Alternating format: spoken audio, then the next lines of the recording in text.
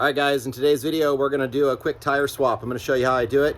So if you're switching over from paddles to off-road tires or hard pack tires, this is the best way I found to do it. A lot of other options, but let's take a look at how I go about it. So check it out.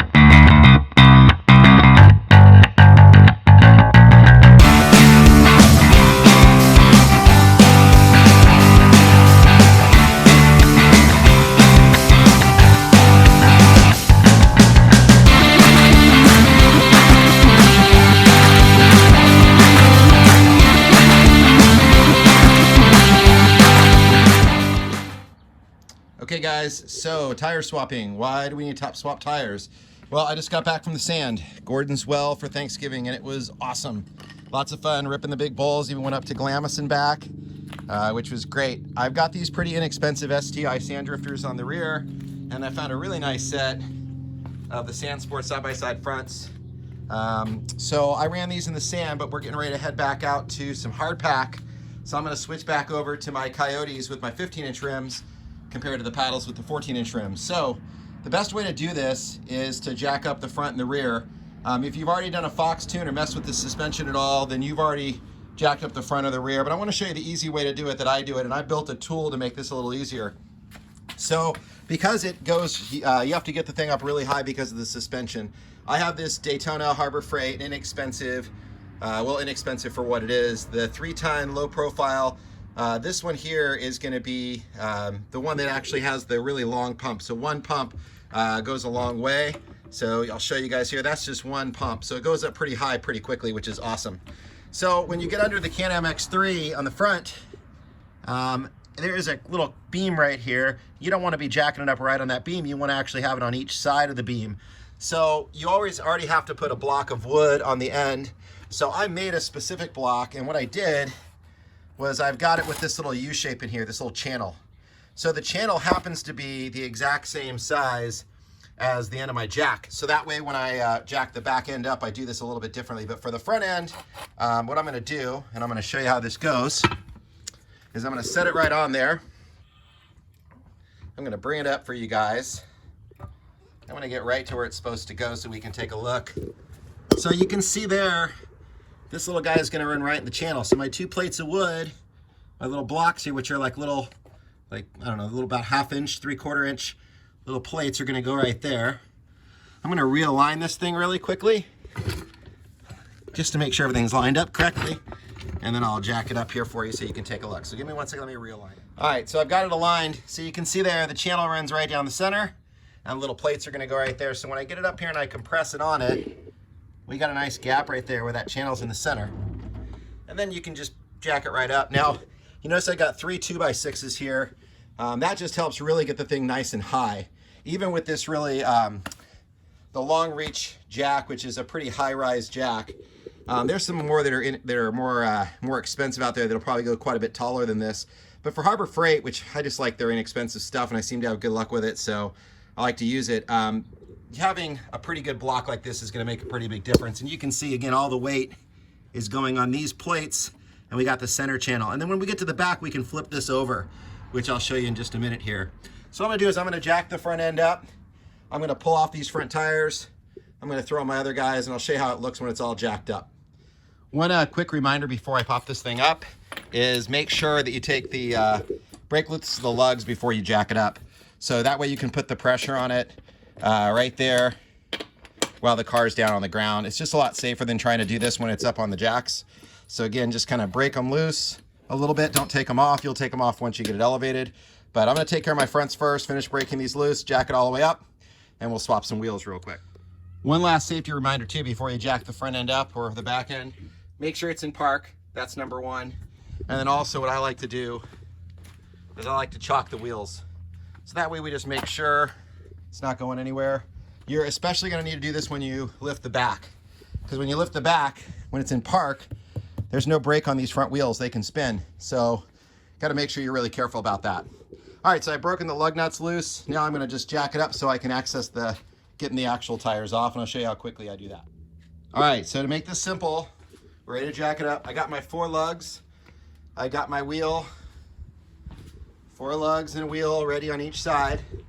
I'm going to use an air gun. This is my adapter The System 3 wheels uses a different lug nut than the stock ones. When I run the stock wheels, I like to run the stock lug nut.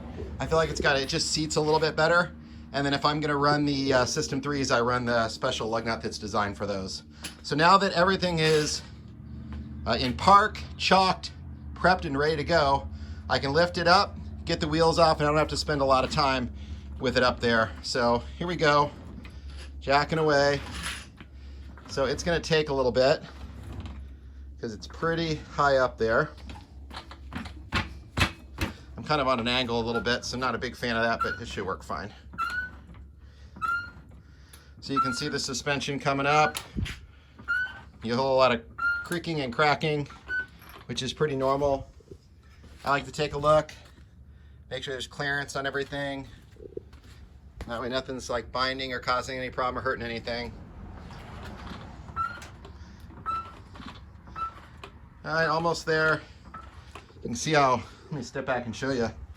See how crazy it looks when it's jacked up. Man, that suspension really comes down. So I think we're about there.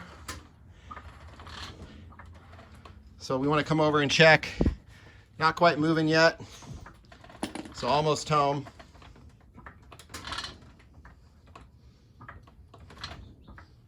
All right, so we're up and off the ground pretty good now. So at this point, wheels are spinning. Got plenty of room to go from my 30 to my 32s. So I'm just going to pop these off really quick and I'll show you that.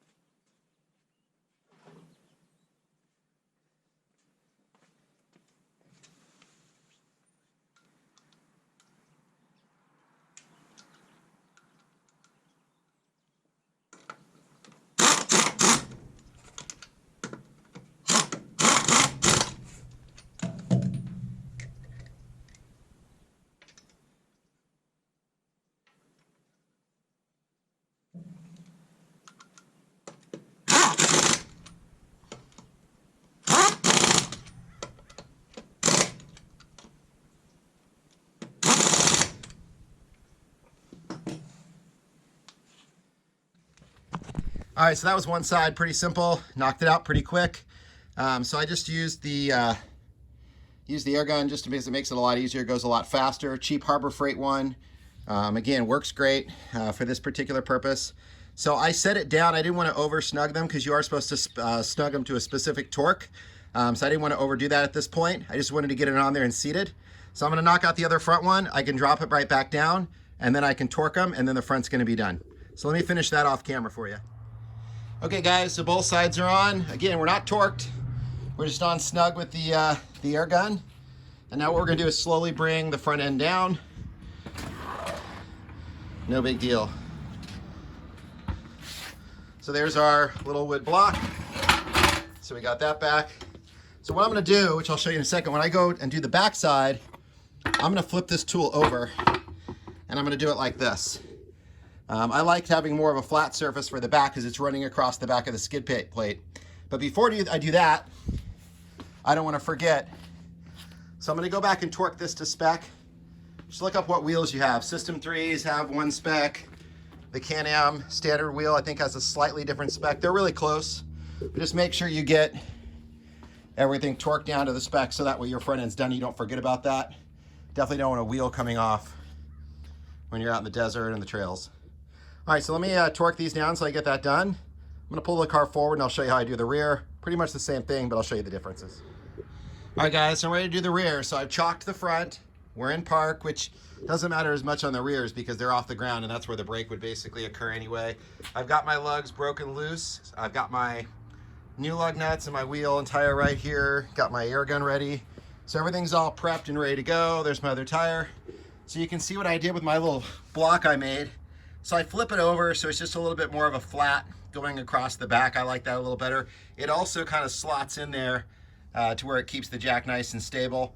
I've got the jack on the same surface. You can see here's some scratches where I've had it just off of it and it wants to slide and it's not the ideal thing to do. So this is better. So I move the car a little more forward so I can get that nice and flat. But that's it. So now all we're gonna do is we're gonna jack up the rear. And again, having the that nice, 2x6, stacked 3 times, it gives it a lot of extra height. So there's no problem when you're putting the bigger wheels and tires like 32s. Some guys run 33s. And you can see this, this is 16 inches and it goes across the entire back. So the skid plate sits right up against the frame. And I've seen a lot of guys that jack it up this way. It doesn't seem to be any kind of problem for the skid plate at all. So we're good to go there. So the other thing I'll tell you when you, while I'm jacking it up here, when you lower it back down, it's not gonna, you gotta scrub it out to get everything to kind of slide. So you rock it back and forth, you move it back and forth, drive it back and forth a few times. Side by side rocking. That'll get it back to level flat. Drive it around the block would do it, something like that. But it's going to be all kind of cattywampus for just a little bit. And also be aware too, if you're doing this in the garage like I am, make sure you got enough room. Mine gets, it's not going to hit, but it gets close. So it's something to consider when you're jacking it up. And again, you're going to want a block like this too, because even if you're not changing the tires that often, you're going to want to every so often adjust the suspension. On mine, these springs, those crossover springs or whatever you call them, I've actually got those pretty compressed down because the stock Can-Am springs, unfortunately, they're not great springs. The shock is an awesome shock. The spring is just a really cheap spring and they will start to sag pretty quickly. So probably one of my next steps is to look at getting either the shock therapy or the iBox springs. I'm not really sure yet which ones. So continue to jack it up here and we're almost there now. You can see from the back how crazy it looks. Super narrow when you get it like this. So we're now coming off the ground. I'm gonna get it up a little higher just because I'm again going to a 32 from these 30-inch paddles. So I want extra room for clearance so I don't have to be jacking it up. That should be plenty good. All right, so now I'm just gonna do like I did with the fronts. Just gonna pop these off and switch them out. So let me do that real quick for you. You guys already saw I did in the front. I won't bore you with it again. All right, guys, so it was pretty quick. The impact, air gun, whatever makes it really quick. Again, I don't have them completely torqued down, just nice and snug. I turned the air gun torqued down a little bit so it doesn't over torque them, but I got these guys ready to go. So now we're gonna slowly release this guy back down. You can see him scrubbing out. Here comes our jack and our tool. All right, so you can see there it's all jacked up and silly looking. So you can basically rock the car side to side, move it front and back, and they'll slide right back out into place. Or just do a quick lap around the block. That's usually what I do. And then that gets it nice and lined up and ready to go. So that's it, guys. Just wanted to show you that little block of wood tool I made, which is super simple. You could use any kind of block of wood. I just found that with the front end, having that little channel on it is really good for the front end. So this is just 2x6s. And then I had it's a 3/4. So some 3/4 inch. I just had some birch lying around, so that's what I used. Use whatever you want. That's a nice little tool to be able to make. Great jack. Again, I'm really happy with this Daytona. It's the 3-ton low profile long reach. The model number is DS300 LRG. Comes in a couple different colors. You get a coupon on it. It's pretty inexpensive when you look at what these jacks run, especially these nice long travel where one pump gives you a lot of travel. You're not sitting there cranking forever, which is great. I've actually lifted my big 25-foot Warlock powerboat on the trailer with it. That's at least 5,000 pounds. And I lifted one side of it with this and it worked really, really well. No issues at all. So that's it for today, guys. So I'm getting back into hard pack mode. Got to wash the car up. I'm going to do an oil change. Probably do a video on that if you guys haven't seen how to do the oil change on it. But we're getting good to go, so we're ready for our next trip. Till then, guys, please like and subscribe. That definitely helps us out. And any comments or questions, feel free to fire away. Thanks, guys.